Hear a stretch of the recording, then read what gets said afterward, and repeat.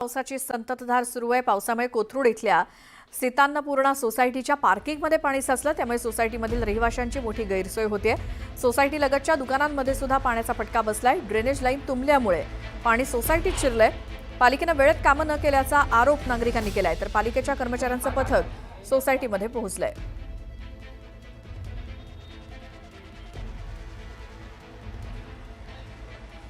पुणे शहरातल्या अनेक भागात काल रात्रीपासून पावसाची संततधार जी आहे ते सुरू झालेली पाहायला मिळते।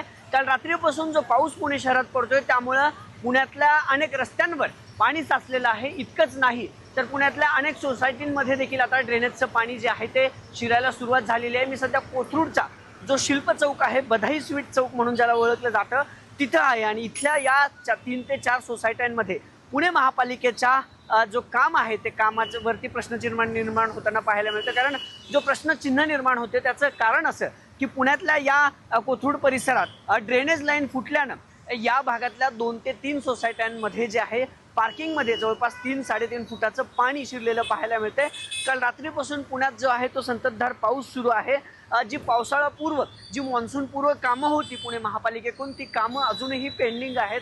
अजूनही अनेक कामं मॉन्सून पूर्व कामं जी आहेत ती सुरू असलेली पाहायला मिळते आणि त्याचाच फटका आता पुणेकर नागरिकांना बसलेला पाहायला मिळतोय। कारण ड्रेनेज लाईन जी आहेत त्या लाईनीचे काम, जी साफसफाई होती ती झालं नाहीये आणि त्यामुळं या भागातल्या अनेक सोसायट्यांमध्ये पाणी आता शिरताना पाहायला मिळतं। ही कोथरूडची सीतान्नपूर्णा सोसायटी आहे आणि इथून पुढं जवळपास 3 ते 4 सोसायटी आहेत किंवा जी दुकानं आहेत, आस्थापना आहेत, त्यांच्यामध्ये देखील त्या आस्थापनांमध्ये पाणी जे आहे ते गेलेलं पाहायला मिळतंय।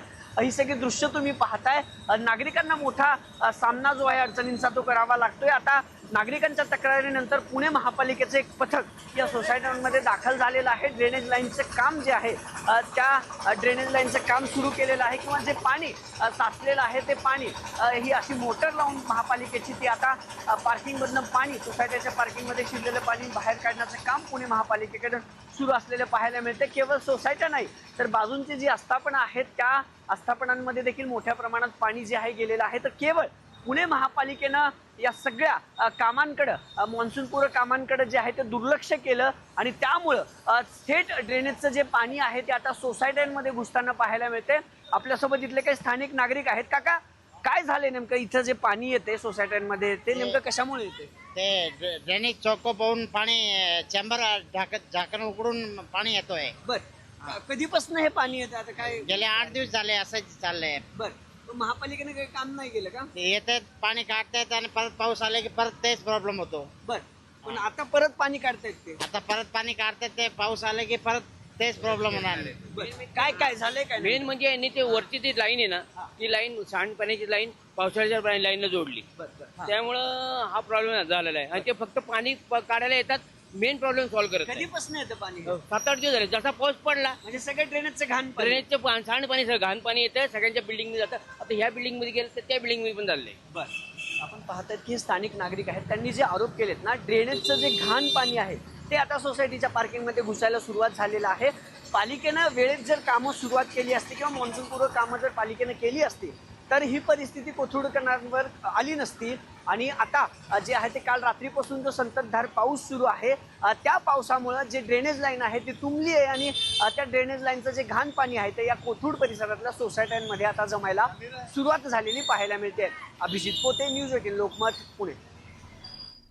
रायगडला देखील हवामान खात्याकडून रेड अलर्ट जारी करण्यात आलाय। रायगडमध्ये रविवारी रात्रीपासूनच मुसळधार पावसाच्या सरी बरसत आहेत। सकाळी पावसानं उसंत घेतली असली तरी रायगड जिल्ह्यातील प्रमुख नद्यांच्या म्हणजे सावित्री, काळ, गांधारी आणि इतर उपनद्यांच्या पाण्याच्या पातळीत वाढ होऊन त्या दुथडी भरून वाहत आहेत।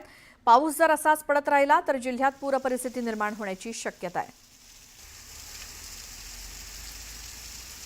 तर वसई विरारमध्ये सुद्धा मध्यरात्रीपासून पावसानं धुमाकूळ घातलाय। सखल भागात 2 फुटांपर्यंत पाणी साचलंय।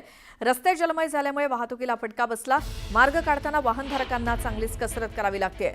या मुसळधार पावसामुळे अनेक वाहनं रस्त्यावरती बंद देखील पडली होती।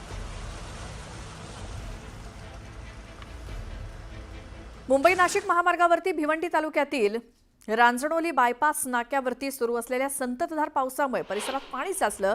रांजणोली नाक्यावरती पाणी साचलंय, त्यामुळे परिसरात वाहतूक कोंडी झाली। रस्त्यावरती पाणी आल्यामुळे वाहन चालकांना मोठा त्रास सहन करावा लागतोय। अनेक वाहनं इथे पाण्यात बंद पडली आहेत। पावसाचा जोर कायम राहिल्यास मुंबई नाशिक हायवेवरती वाहतूक कोंडी होण्याची शक्यता आहे.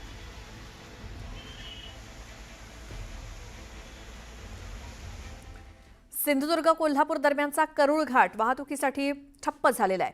करूळ घाटात मातीचा मलबा दरड कोसळल्यामुळे वाहतूक ठप्प झाली आहे. महामार्ग प्राधिकरणाकडनं हा सगळा ढिगारा हटवण्याचं काम सध्या सुरू आहे.